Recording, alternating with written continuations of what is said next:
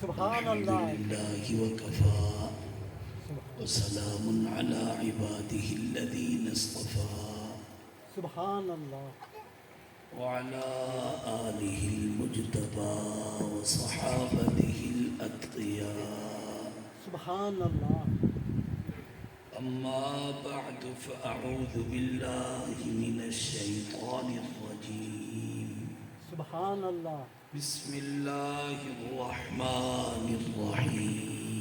سبحان اللہ. سبحان اللہ.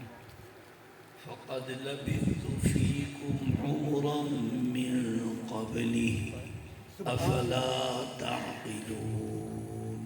سبحان اللہ. صدق الله العظيم وبلغنا رسوله النبي الكريم الأمين. سبحان اللہ. إن الله وملائكته يصلون على النبي يا أيها الذين آمنوا صلوا عليه وسلموا تسليما. الصلاة والسلام عليك يا سيدي يا رسول الله وعلى آلك وأصحابك يا سيدي يا حبيب الله. الصلاة والسلام عليك يا سيدي يا شفيع المذنبين. الصلاة والسلام عليك يا سيدي يا رحمة للعالمين. سبحان اللہ. سلموا يا قومنا بل صلوا على الصدر الأمين مصطفى ما جاء إلا رحمة للعالمين. سبحان اللہ. صدائیں درودوں کی آتی رہے گی جنہیں سن کے دل شاد ہوتا رہے گا. خدا اہل سنت کو آباد رکھے آقا کا میلاد ہوتا رہے گا. سبحان اللہ. سبحان اللہ. حمد و صلاۃ بعد صاحب صدر کرامی قدر ذی وقار علماء کرام و معزز و محتشم خوش نصیب سامعین مکرم، اللہ تعالیٰ کے فضل و کرم سے ہم سب میلاد شریف کی بابرکت محفل میں شریک ہیں. سبحان اللہ اللہ. کریم اس محفل پاک کی برکتوں سے ہم سب کو مالا مال فرمائے. آمین آمین. امام حضرات دل کی گہرائی سے دعا فرمائیں. انجمن محبان رسول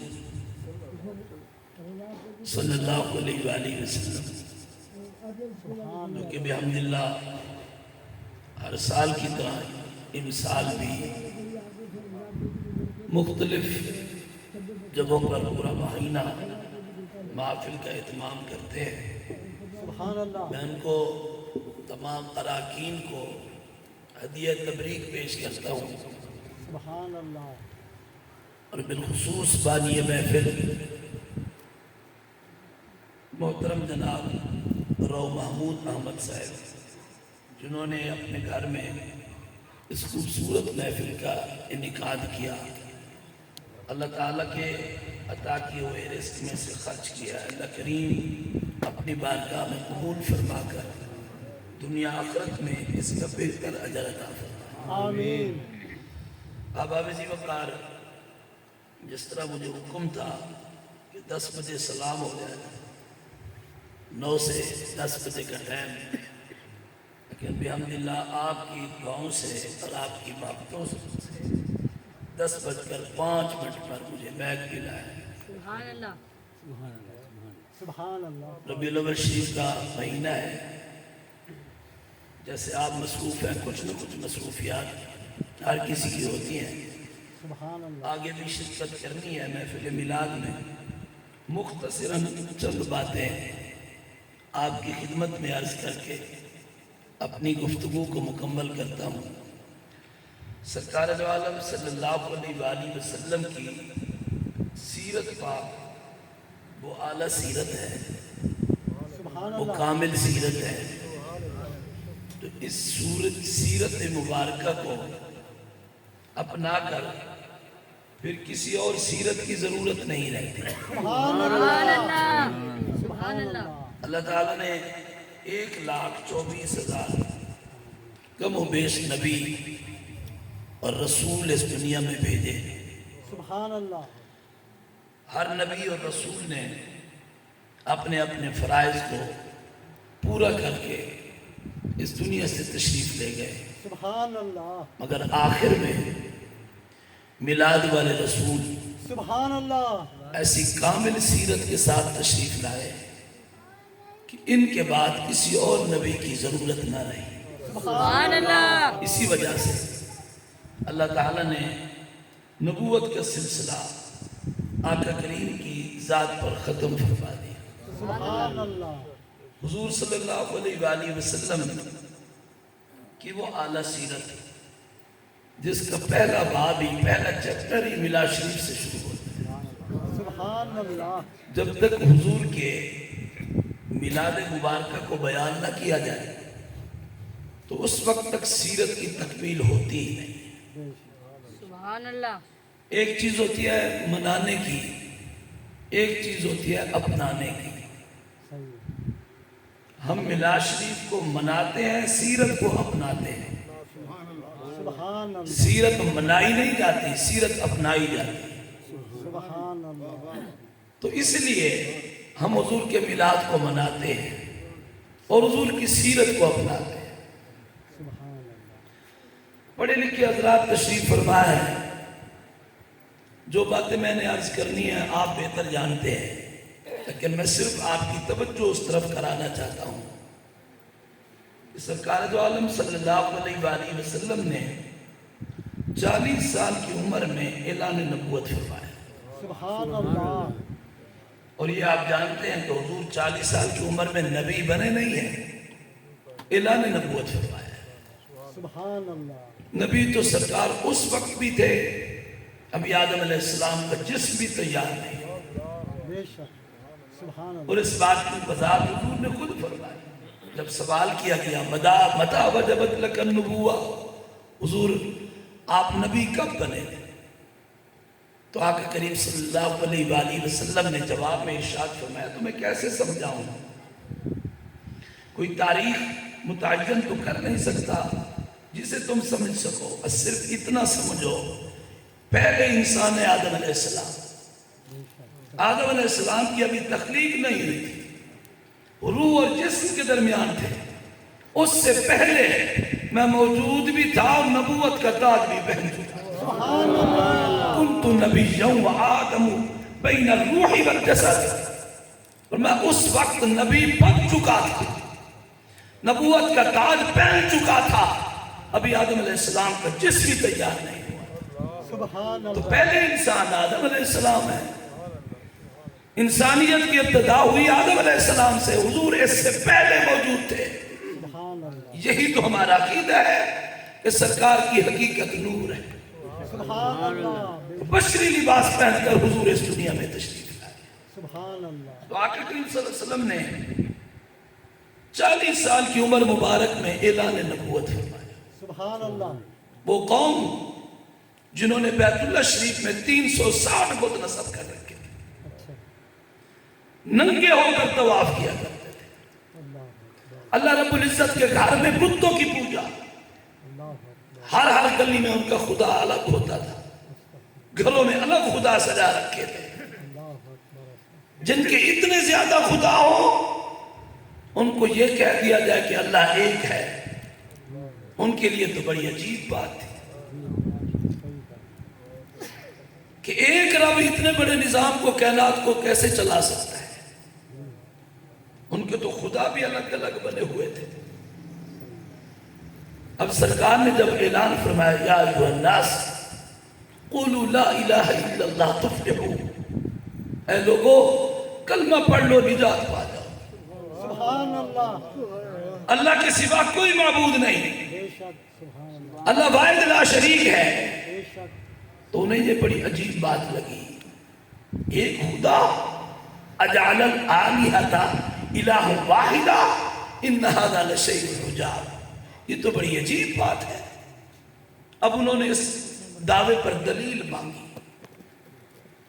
آپ جو کہتے ہیں اللہ ایک ہے، آپ جو کہتے ہیں میں اللہ کا سچا رسول ہوں، سبحان اللہ، آپ جو فرماتے ہیں قیامت قائم ہوگی، حشر و نشر ہوگا، میزان ہوگا، پل صراط سے گزرنا پڑے گا، جنت اور دوزخ بھی ہے، یہ سب دعوے جو آپ کر رہے ہیں، ان دعووں کی دلیل کیا ہے؟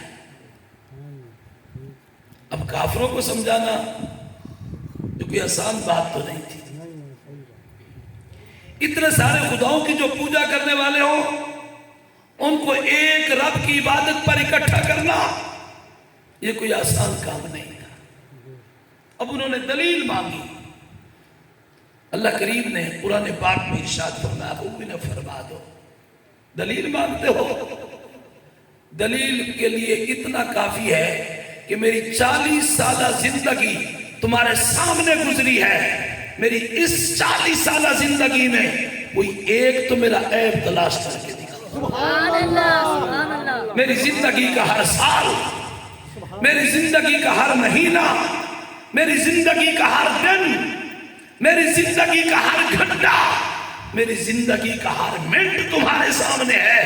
40 سالہ زندگی میں نے تمہارے سامنے گزاری ہے، میں باہر سے تو نہیں آیا، میں بھی تو تمہیں میں سے ہوں۔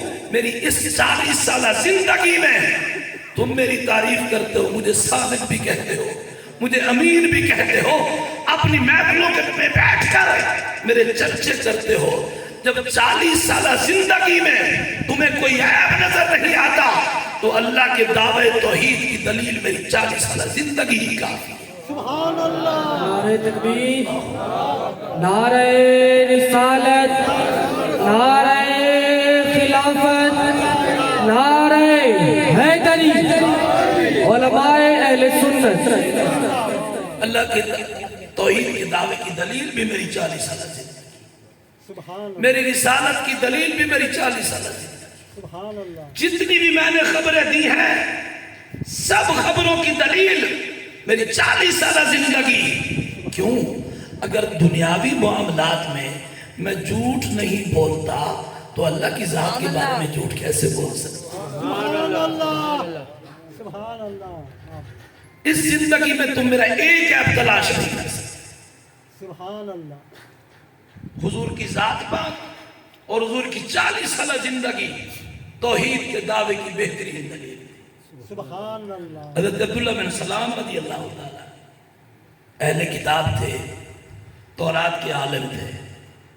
عام بندے کو سمجھانا بڑا آسان ہوتا ہے، مولوی کو سمجھانا یہ بڑا مشکل ہوتا ہے، کیونکہ ان کے دماغ میں ویسے سریہ ہوتا ہے، کہتا ہے بس جو کہتا ہوں میں کہتا ہوں وہ ٹھیک ہے۔ حضرت عبداللہ بن سلام صرف عام یہودی نہیں تھے، تورات کے عالم تھے۔ جب مدینہ شریف میں سرکار تشریف لائے تو لوگ جا رہے تھے حضور کی زیارت کے لیے، تو انہوں نے کہا میں نے سوچا میں بھی چلا جاتا ہوں، ان کو دیکھ تو لوں نا، ان کی باتیں تو سن لوں، فرماتے کیا ہے۔ حضرت عبداللہ بن سلام کے وہ لفظ آپ کو یاد ہوں گے، سنا ہوگا، آپ نے پڑھا ہوگا۔ جب آپ آئے نا حضور کی بارگاہ میں، چہرہ انور کو دیکھا تو فیصلہ کر لیا یہ چہرہ کسی جھوٹے کا نہیں ہو سکتا، سبحان اللہ، یہ سچے کا چہرہ ہے، اور تبلیغ کی ضرورت ہی نہ پڑی، بس حضور کے چہرہ مبارکہ کو دیکھ کر حضرت عبداللہ بن سلام مسلمان ہو۔ سبحان اللہ، تو حضور کی ذات مبارکہ اور حضور کے خصائل حمیدہ اللہ تعالیٰ کی توحید کی بہترین دلیل۔ سبحان اللہ، ایک ہستی نہیں، کئی غلام حضور کے ایسے ہیں جنہوں نے صرف حضور کے چہرے پاک کی زیارت کر کے اسلام لیا۔ سبحان اللہ، حضرت رافع بن خدیج رضی اللہ تعالیٰ آپ یہودیوں کے پاس گئے، فرماتے ہیں میں حضور کی بارگاہ میں آیا فقط زیارت کے لیے کہ مسلمانوں کے نبی ہیں، ان کو دیکھ تو آؤ۔ وہ باتیں کیا کرتے ہیں، دل میں نفرت تھی، محبت نہیں تھی، لیکن جب آیا حضور کے چہرے مبارکہ کو دیکھا تو دیکھ کر یہ فیصلہ کر لیا چہرہ اتنا خوبصورت ہے تو حضور کا دین کتنا خوبصورت ہے۔ سبحان اللہ، حضرت امام محمد رحمۃ اللہ علیہ سبحان اللہ جو ہمارے فقہ کے امام ہیں بہت ہی حسین و جمیل تھے. سبحان اللہ یہ جب امام اعظم ابو حنیفہ رحمۃ اللہ علیہ کے پاس پڑھنے کے لیے آئے تو ان کی داڑھی مبارک نہیں تھی. اچھا تو امام صاحب نے فرمایا سامنے بٹھا کر نہیں پڑھاؤں گا, پیٹھ کے پیچھے بٹھا کر پڑھاؤں, پڑھنا ہے تو اس سر سے پڑھاؤں. ہمارے ائمہ کا تقویٰ تو دیکھیں. انہوں نے عرض کیا حضور آپ مجھے پیٹھ کے پیچھے بٹھا کر پڑھائیں تو صحیح. پڑھاتے رہے کبھی اپنے شاگرد کو آنکھ اٹھا کر دیکھا نہیں تھا. ایک دن دھوپ میں بیٹھے تھے, سردی کا موسم تھا, دھوپ اچھی لگ رہی تھی, سائے میں دیکھا تو داڑھی نظر آئی. فرمایا داڑھی نکل رہی ہے؟ جی حضور. فرمایا آپ سامنے آ گئے. سبحان اللہ سبحان اللہ. حضرت امام محمد بہت خوبصورت تھے. تو آپ جا رہے تھے تو ایک کافرہ عورت کھڑی تھی سراکی میں, جو کراڑی دیکھ سکتے ہیں. تو اس نے خوبصورت چہرہ جب دیکھا تو ایک شاگرد سے پوچھ لیا یہ کون ہے اتنے خوبصورت چہرے والے؟ اس نے کہا یہ ہمارے امام محمد ہے. سبحان اللہ اس نے کہا وہی محمد جس کا تم کلمہ پڑھتے ہو؟ تو شاگرد کو وجد آیا, کہنے لگا وہ تو بڑی ہستی ہے, سبحان اللہ یہ تو ان کے غلام ہیں. سبحان اللہ. تو وہ کافر عورت بھاگ کر امام محمد کے قدموں میں گر گئی, کہنے لگی یہ تو چھوٹا محمد ایڈا سونا ہے, پتہ بڑے محمد کے ایڈا سونا ہے. سبحان اللہ صرف چہرے کو دیکھ کر اس سبحان یہ تو چھوٹا محمد اتنا خوبصورت ہے, سبحان تو بڑا محمد وہ کتنا خوبصورت. سبحان اللہ. تو حضور کے چہرے کی نورانیت اللہ تعالیٰ کے دعوے توحید کی بہترین دلیل تھی. سبحان اللہ. اب ہمارا تو یہ ایمان اور عقیدہ ہے, یہ ملاوٹی عقیدہ نہیں کہ حضور جیسا نہ کوئی آیا ہے نہ کوئی آ سکتا ہے. بے شک ہم تو اس نعمت عظما کا جتنا ہی شکر ادا کریں اتنا کم ہے کہ اللہ نے ہمیں حضور کا غلام بنا دیا. سبحان اللہ. آمین. میں آپ دیکھنا چاہتا ہوں اس نعمت عظما پر کون بندہ کتنا زیادہ خوش ہے. میں ایک شعر پڑھتا ہوں, آپ کے ذوق کا چیک کرتا ہوں, آپ مل کے پڑھیں گے تو انشاءاللہ ذوق آئے گا. دیکھیں کتنے نعت خانوں کو ہم نے سنا ہے, بڑی محبت سے سنا ہے. سبحان اللہ سعادے سے ہو لے آدھے سبحان اللہ یوکھی آدھے. مل گئے مصطفیٰ اور کیا دامنے مصطفیٰ جس کے ہاتھوں میں ہو, دامن مصطفیٰ جس کے ہاتھوں میں ہو, اس کو روزے جزا اور کیا, اس کو روزے جزا اور کیا چاہیے. مل گئے مصطفیٰ. اکرم صلی اللہ علیہ وسلم سبحان اللہ. نماز پڑھا رہے ہیں. سبحان اللہ. بخاری شریف میں یہ حدیث پاک امام بخاری میں کئی مقام پر مختلف سندوں کے ساتھ اس کو روایت فرمایا. سبحان اللہ. سورج گرہن ہوا مدینہ شریف میں جس دن حضور کے صاحبزادے حضرت ابراہیم رضی اللہ تعالیٰ عنہ کا وصال. لوگوں نے یہ مشہور کر دیا کہ حضرت ابراہیم کا وصال ہوا ہے اسی وجہ سے سورج کو گرہن ہوا. اچھا. تو آقا کریم صلی اللہ علیہ وسلم نے نماز پڑھائی. سبحان اللہ. حدیث تو بڑی لمبی ہے لیکن میں مختصر ایک بات عرض کرتا ہوں. سرکار نے اتنے لمبا قیام فرمایا, پہلی رکعت میں حضور نے سورۃ بقرہ کی تلاوت. سبحان اللہ. اتنا رکوع لمبا, اتنا سجدہ لمبا, قومہ جلسہ لمبا, 4 رکعت حضور نے لمبی لمبی پڑھائی. جب تک وہ سورج کی وہ کیفیت ختم نہ ہوئی حضور نماز پڑھتے رہے.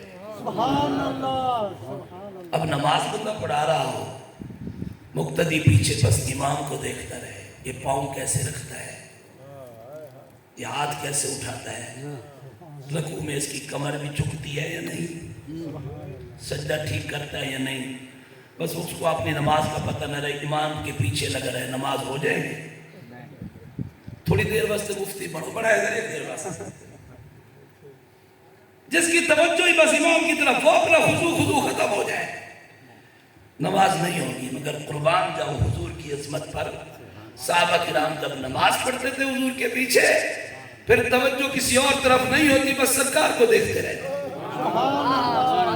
کیونکہ ان کا یہ نظریہ تھا، عقیدہ تھا، حضور کی طرف دیکھنے سے نماز نہیں ٹوٹتی، کامل ہوتی ہے، کیوں حضور تو کعبے کے بھی کعبہ ہے۔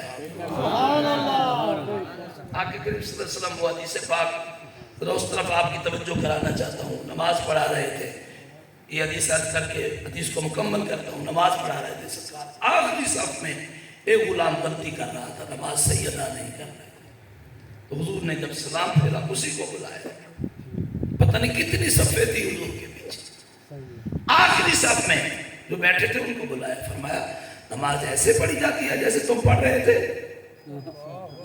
تم کیا سمجھتے ہو میں آگے دیکھتا ہوں پیچھے نہیں دیکھتا؟ سبحان اللہ، سبحان اللہ، فرمایا فواللہ مجھے اللہ کی قسم ہے، ما علی خشوعکم ولا رکوعکم، میں جیسے آگے دیکھتا ہوں ویسے پیچھے دیکھتا ہوں، نہ تمہارا رکوع مجھ سے مخفی ہے نہ تمہارا خشوع مجھ سے مخفی ہے۔ رکوع کہتے ہیں ظاہری تبدیلی کو، خشوع کہتے ہیں دل کی کیفیت کو۔ حضور نے قسم اٹھا کر فرمایا مجھے اللہ کی قسم ہے تمہارے رکوع کو بھی دیکھتا ہوں، تمہارے دل کے حالات کو بھی جانتا ہوں۔ سبحان اللہ، نعرہ تکبیر، نعرہ رسالت، نعرہ خلافت، نعرہ حیدری، جشن عید میلاد النبی، زندہ باد، اللہ اکبر۔ اب کوئی بندہ کہے میں حضور کی طرح ہوں، اللہ اکبر، یا یہ کہے تو سرکار تو دیوار کے پیچھے کبھی علم نہیں تھا، حضور تو کہتے ہیں اللہ کی قسم جیسے آگے دیکھتا ہوں ویسے پیچھے دیکھتا ہوں۔ سبحان اللہ، اب حضور کے جملے پر اس لفظ پر اعتبار کریں یا آج کے مولوی کی بات مانیں؟ حضور فرماتے اس طرح روشنی میں جس طرح دیکھتے تھے اندھیرے میں بھی سرکار اسی طرح دیکھتے۔ سبحان اللہ، سبحان اللہ، آنکھ کی روشنی کے لیے آگے روشنی کا ہونا ضروری ہے، لیکن حضور کے لیے آگے روشنی کی ضرورت نہیں تھی، حضور خود جو نور تھے۔ سبحان اللہ، تو اس کو فرمایا تم کیا سمجھتے ہو میں پیچھے نہیں دیکھتا، نماز صحیح پڑھا کرو، اللہ کی قسم نہ تمہارا رکوع مجھ سے پوشیدہ ہے نہ تمہارا خشوع مجھ سے پوشیدہ ہے۔ ثابت ہوا جو جملہ حضور نے قسمیہ فرمایا اس سے ثابت ہوتا ہے ہمارے دلوں کے خیالات کو جس طرح ہمارا رب جانتا ہے اس طرح اس کی دی ہوئی طاقت سے حضور بھی جانتا ہے۔ سبحان اللہ، اب میں عرض کر رہا تھا حضور نماز پڑھا رہے تھے، نماز جب مکمل فرمائی حضور نے مسئلہ بھی سمجھا دیا، فرمایا یہ سورج چاند اللہ کی نشانی سبحان اللہ، نہ ان کو کسی کی موت پر دھیان لگتا ہے نہ کسی کی زندگی پر، بس یہ اللہ کا حکم کے پابند ہے۔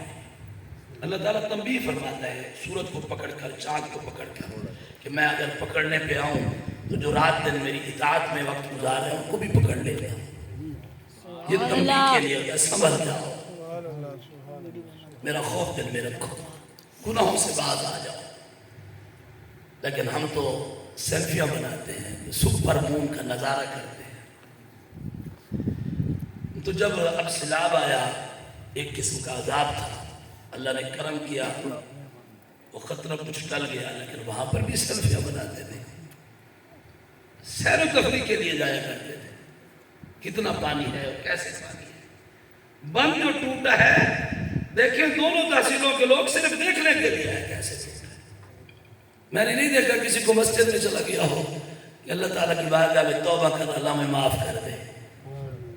اس جمعے کو میں نے یوں سمجھا تھا کہ مسجدوں میں تو پاؤں رکھنے کی جگہ نہیں ہوگی، لوگ چونکہ پریشان تھے، شہر والے ہوں چاہے ادھر والے ہوں سب پریشان تھے، لیکن پہلے سے بھی نمازی کم تھے۔ اللہ اکبر، خدا کا خوف تو ہمیں اتنا ہے۔ اب سرکار نے یہ مسئلہ سمجھا کر جب حضور کے چہرے پر خوشی کے اثار ظاہر ہوئے وہ حالت کیفیت ختم ہو گئی، یہ آندھی جب آتی تھی نا حضور کے چہرے کا رنگ بدل جاتا، سبحان اللہ، حضور کی کیفیت یہ ہوتی تھی کبھی اندر جاتے تھے کبھی باہر جاتے تھے، جب حضور سے پوچھا جاتا حضور یہ حالت کیوں ہے، فرماتے تھے یہ قوم پر عذاب آیا تھا اس آندھی کی صورت میں۔ جب تک بارش نہیں ہوتی تھی بادل کو دیکھ کر کے بھی میرے آقا گھبرا جاتا. یہ سب کچھ امت کی تعلیم کے لیے تھا. تو سرکار کی خدمت میں غلاموں نے عرض کیا حضور آپ نماز کی حالت میں ہاتھ آگے بڑھاتے تھے پھر پیچھے کر لیتے تھے, پھر آگے بڑھاتے تھے پھر پیچھے کر لیتے تھے, 3 مرتبہ ایسے ہوا. حضور آپ پہلے تو ایسے نہیں کرتے تھے, آج کیوں کیا؟ تو میرے آقا نے جو بات فرمائی سنے ایمان تازہ ہو. سبحان اللہ. حضور نے فرمایا جب میں نماز پڑھا رہا تھا تو جنت میرے قریب تھی, سبحان اللہ. حتیٰ کہ میں نے جنت کے میں جو پھل لگے ہوئے نا ان گچھوں کو بھی دیکھا. میں نے جب ہاتھ بڑھایا تو میرا ایک ہاتھ جنت کے انگوروں کے گچھے پر تھا. جنتی تو بغلے میں ڈال کھڑی. ہاتھ میں کتنا بڑی طاقت ہے. حضور مدینہ شریف میں جنت کہاں پر ہے؟ 7 آسمان تک فاصلہ 3500 سالہ مسافت, اور اس سے آگے اس سے بھی زیادہ سفر ہے جنت کی طرف. عند السدرة المنتهى عندها جنة المأوى. سدرۃ المنتہا کے پاس جنت ہے.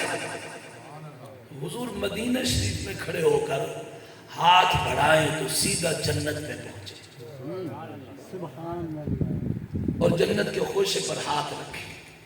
فرمایا میرا دل کرتا تھا اس کو توڑ لوں, اپنی امت کے لیے تحفہ لے جاؤں, لیکن اس نیت سے نہیں توڑا کہ اگر میں اس کو توڑ کر لاتا نا قیامت تک میری امت کے لوگ کھاتے رہتے, ایک گچھا انگوروں کا ختم نہ ہو. سبحان اللہ.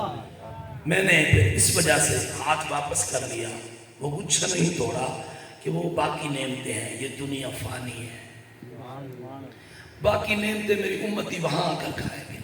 ویسے بھی جنت کو جہاں پر جیم نون کا مادہ ہو وہاں پر وہ کہتے ہیں چھپانے کی چیز. جنت چھپانے کی چیز ہے. اللہ نے جنت کو بھی چھپا دیا اور جہنم کو بھی چھپا دیا. صحیح حدیث سے پاک ہے, حضور فرماتے ہیں اگر اللہ کریم جنت کو ظاہر کر دیتا کوئی بندہ گناہ کی طرف جاتا بھی نہیں, سبحان اللہ. کوئی جہنم کی طرف نہ جاتا, سب کے سب جنتی ہوتے ہیں.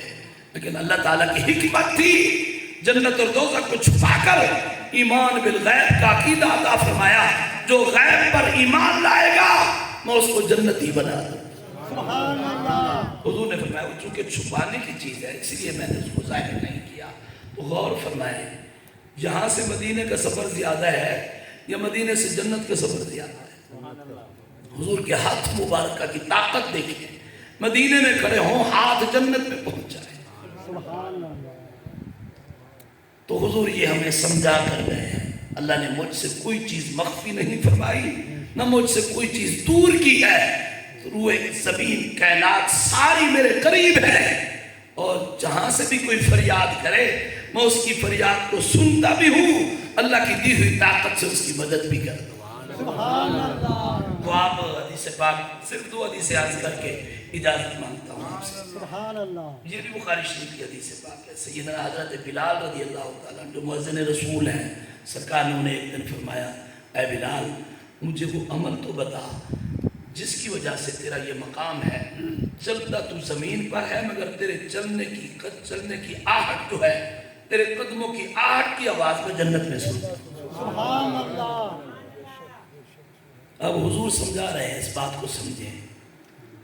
زمین پر بیٹھے ہیں, مدینہ شریف میں تھے, سبحان اللہ. لیکن جنت میں جو آواز آتی تھی حضور اس کو بھی سنتے تھے. سبحان اللہ. حضرت بلال بھی تو زمین پر چل رہے ہیں, مگر حضور نے یہ نہیں فرمایا میں نے یہاں آواز سنی ہے, بلکہ فرمایا تیرے چلنے کی آواز جنت میں سنتا. سبحان اللہ. جو مدینہ شریف میں بیٹھ کر جنت کی آواز سن لیتے ہیں وہ مدینہ شریف میں بیٹھ کر غلاموں کا درود و سلام بھی نہیں سن سکتے. تو غور فرمائیں.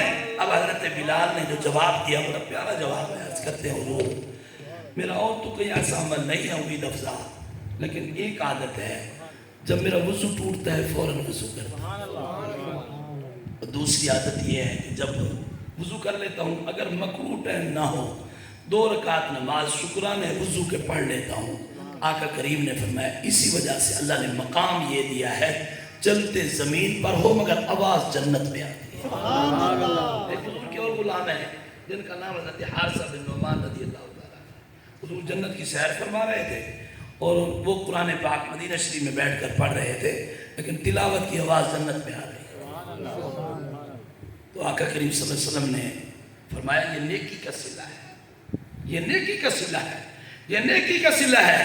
اب عرض کیا کہ حضور کون سی نیکی کرتے ہیں کہ پڑھتے زمین پر ہے آواز جنت میں؟ فرمایا اپنی والدہ کا فرما بردار ہے، سبحان اللہ اپنی والدہ کی خدمت کرتا ہے۔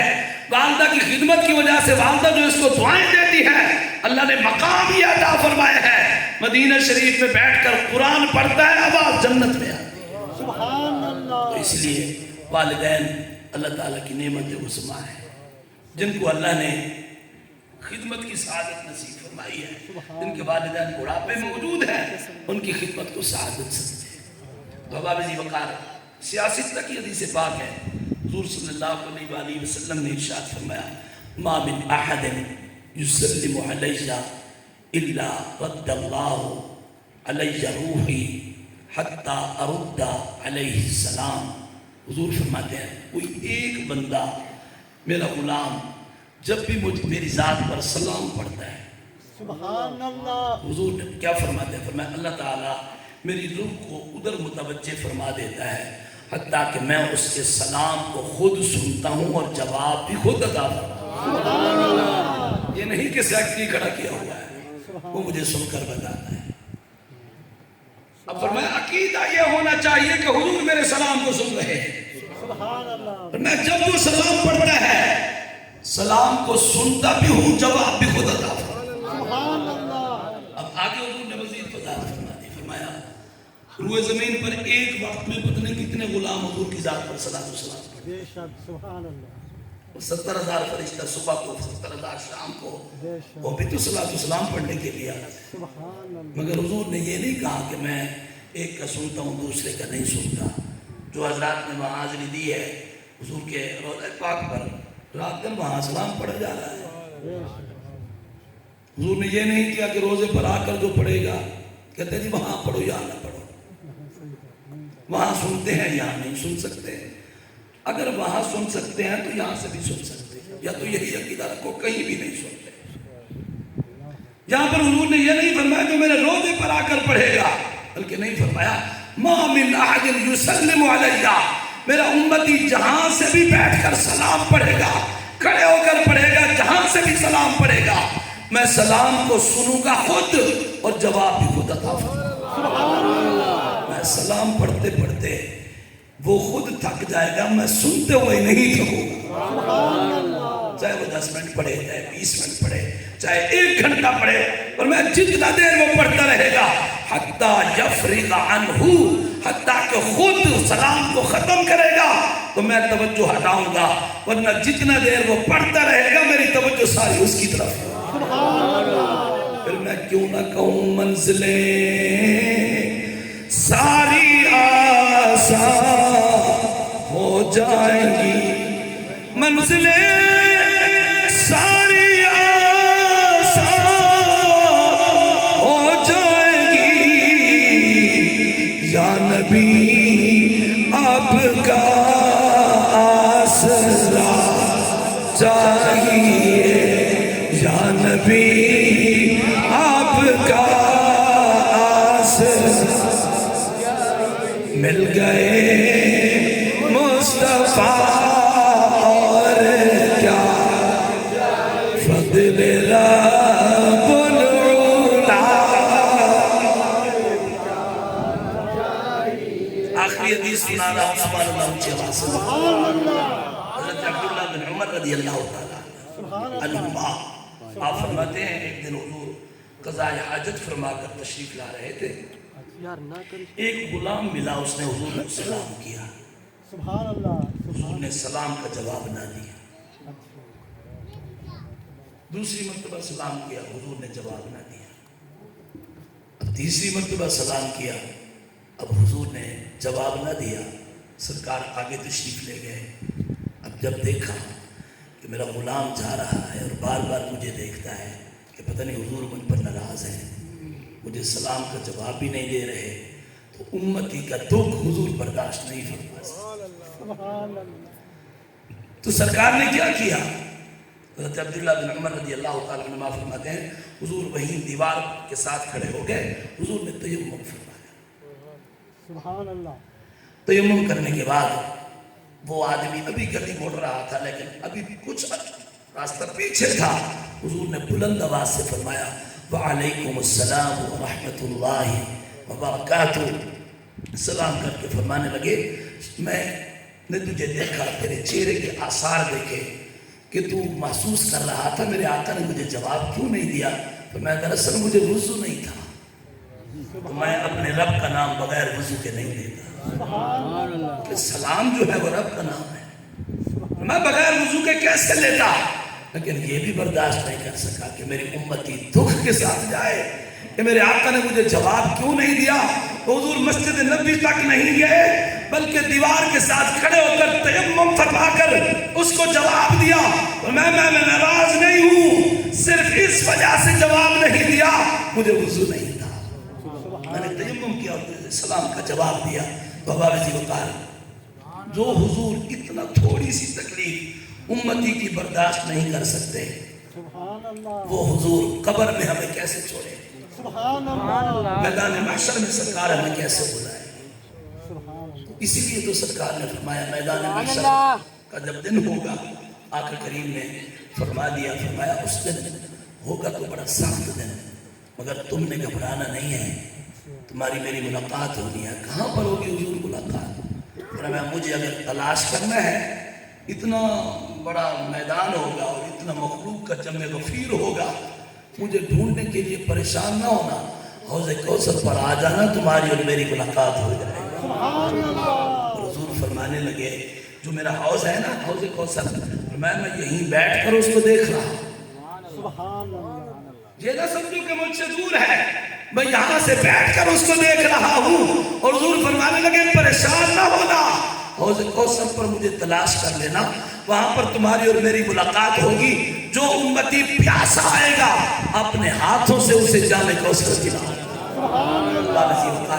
دنیا میں ہم کھا رہے ہیں حضور کے صدقے، قبر میں نجات ملے گی تو حضور کے صدقے، میدان محشر میں جس ہستی کی امید رکھے ہوئے ہیں وہ حضور کی ذات ہے۔ سبحان اسی اللہ لیے دنیا میں جو بچے وہ حضور کے صدقے بچے، تو اس لیے اپنے آقا سے تعلق رکھیں، حضور کے دامن سے وابستہ ہو جائیں، حضور کے فرمان پر عمل کی کوشش کریں۔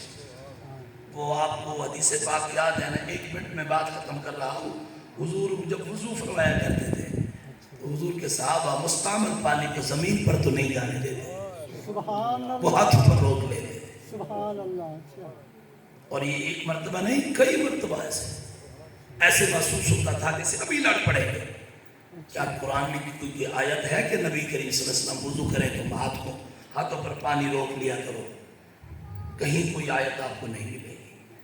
کیا کسی حدیث میں ہے کہ سرکار نے فرمایا ہو جب میں وضو کروں مستعمل پانی ہاتھ پر روک لیا کرو؟ کسی حدیث میں قولی حدیث سرکار کی نہیں ملے گی، لیکن صحابہ کرام کیوں کرتے تھے؟ حضور دیکھتے بھی تھے، پھر روکتے نہیں تھے، بلکہ سرکار خوش ہوتے تھے ان کے عمل کو دیکھ کر۔ بابا بزی وقار یہاں پر آپ ایک بات سمجھیں کہ حضور کے صحابہ کیوں یہ کام کرتے تھے؟ حضور کی محبت کی وجہ سے۔ سبحان اللہ تو جب محبت ہو جاتی ہے پھر قرآن حدیث کی دلیلوں کی ضرورت نہیں ہوتی۔ ہم میلاد کیوں مناتے ہیں؟ ہمیں حضور سے محبت ہے، سبحان اللہ یہ بس بہت بڑی دلیل ہے کہ ہمیں حضور سے محبت ہے۔ سبحان اللہ جن کو محبت نہیں ہے نہ منائیں، ہم محبت میں مناتے ہیں، ہمیں منع کیوں کرتے ہیں؟ اب حضور صلی اللہ علیہ وسلم نے ایک دن پوچھ لیا غلاموں سے، فرمایا تم ایسے کیوں کرتے ہو؟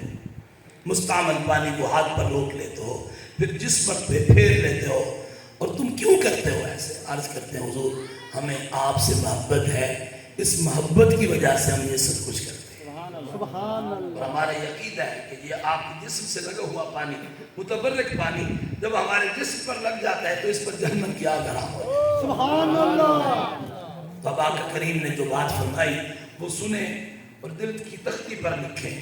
حضور نے فرمایا اچھا تم اللہ اور اس کے رسول سے محبت کرتے ہو، اگر تم یہ چاہتے ہو اللہ اور اس کے رسول بھی تمہارے ساتھ محبت کریں تو 3 باتوں کی طرف توجہ کرنی ہے۔ سبحان اللہ میں پہلے نمبر پر تم نے جھوٹ نہیں بولنا، جھوٹ سے بچنا۔ دوسرے نمبر پر فرمایا خیانت نہیں کرنی، جو امانت رکھی جائے اس کی حفاظت کرنی ہے، امانت اس کے مالک تک پوری پہنچانی ہے۔ تیسری چیز فرمایا جو تمہارا ہمسایہ ہے اس کا حق کا خیال رکھنا ہے، تم ہمسایہ کا حق ادا کرنا ہے۔ یہ تین کام تم نے کرنے ہیں، میں گارنٹی دیتا ہوں اللہ بھی اور اللہ کا رسول بھی تمہارے ساتھ پیار فرمائے۔ سبحان اللہ سبحان اللہ۔ جھوٹ سے بچیں، امانت میں خیانت کرنے سے بچیں، اور بالخصوص جس کے ہمسائے ہیں اس کے مال جان عزت کی حفاظت کریں، اس کے حقوق کو ادا کریں، انشاءاللہ پھر برکتیں دیکھیں۔ اللہ کریم کتنا ہم پر کرم فرمائے گا۔ دعا کریں اس مبارک وقت کے برکت سے۔ نیک آدمی موجود ہیں، ان کی آمین کے تبسل سے دعا کرنا چاہتا ہوں، جب مرے خاتمہ ایمان پر۔ اللہ ہمارے ایمان کو سلامت رکھے، ہمارے عقیدے کی حفاظت فرمائے، اور آخر تک حضور کی زیارت کا شرف حاصل ہو، زبان پر کلمہ کی تقریر ہو۔ پیر صاحب فرماتے ہیں، سنیں، آپ فرماتے ہیں نظم ان کے تصور سے مقدر چمکا، نظم ان کے تصور سے مقدر چمکا، قبر میں اب تو اجالے ہی اجالے ہوں گے، مصطفیٰ والوں کے انداز نرالا، نور آنکھوں میں تو چہروں پہ اجالے ہوں گے۔ اللہ کرے سارے سکھا نازل ہو، تبتی ہوائی تو نہ لگے۔ بالخصوص پٹواری صاحب بستے دعا کرو، اللہ انہیں کرے اس کے حلال مزید برکت، بلا شریف کی برکتیں ہم سب کو نصیب فرمائے۔ وآخر دعوایا ان الحمدللہ۔